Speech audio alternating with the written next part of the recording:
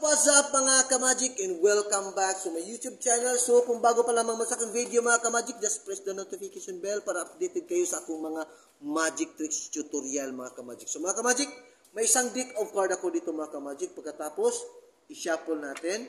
Kasi after ko mag-perform nito mga ka-magic, ituturo ko ang tricks nito mga ka-magic. Okay? So, cut it out. Papakita muna natin mga ka-magic. Yan. Iba-iba yan mga ka-magic. Then, ang gawin natin mga ka-magic, divide the card into 2. Okay? Then, kuha tayo ng apat na card. 1, 2, 3, and 4. Swipe natin dyan mga ka-magic. I-predict natin dyan. Ang ikaapat na card dyan mga ka-magic, 4 kalamunggay. Tingnan natin. 4 of clubs. 1, 2, 3, 4 kalamunggay or 4 of clubs. Ang ikaapat, totoo ba? See? Na-predict ko mga ka-magic. Okay? Ibalik naman natin dyan ulit mga ka-magic. And shuffle the card again. Prediction card magic tricks. Prediction card magic tricks. Just watch and learn. Okay? Divide it into 2 again. Kuha naman tayo ng apat na baraha. 1, 2, 3, and 4. Swipe, swipe, swipe. Ang ikaapat na card dyan, mga ka-magic, ay Jack of Diamond. Tingnan natin. 1, 2, 3. Totoo ba na Jack of Diamond? Prediction card. Again, last mga ka-magic, kaya ituturo ko na kung paano gagawin ang tricks nito mga ka-magic. Just like this. Ayan mga ka-magic. Just like this. Okay. Then, swipe natin dyan. Ganyan, ganyan, ganyan, ganyan, ganyan. Ipapakita ang card. Last na ito mga ka-magic kasi ituturo ko ng revelation.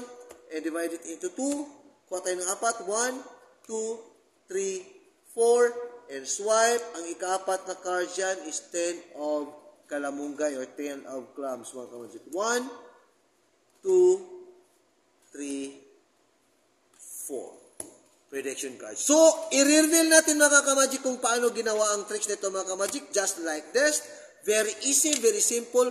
Professional ka man o hindi professional na magician, beginners ka man o professional, napakadaling gawin mga ka-magic. Kuha ka ng isang deck of card, pwede mo ipashuffle sa iyong mga kaibigan or mga opponents mga ka-magic. Tapos, i-cut, pagkatapos o shuffle ba?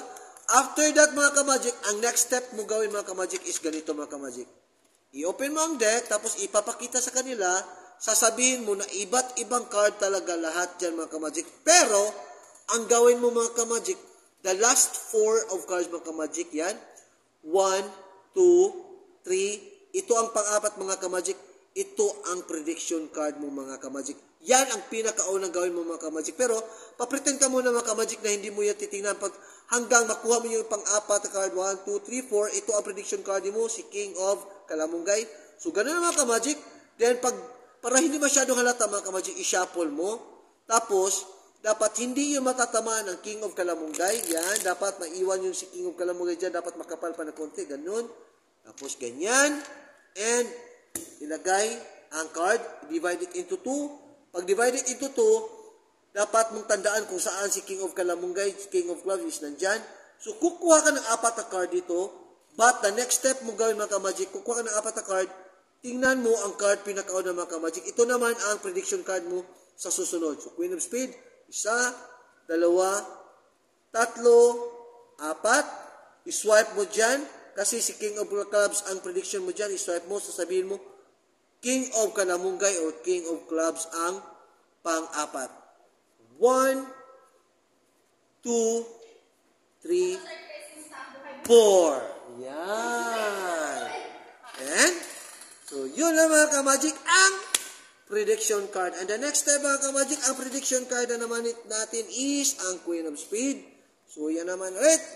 The same procedure. And, shuffle the card. Then, hindi matatamaan si Queen of Spades.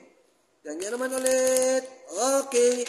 Then, i-cut kung saan si Queen of Spades. Kuha ka naman apat dito. 1, 2, 3, 4, and swipe. The prediction card, ang pang-apat na card is Queen of Spades. Yun. Thanks for watching and Viva Jesus.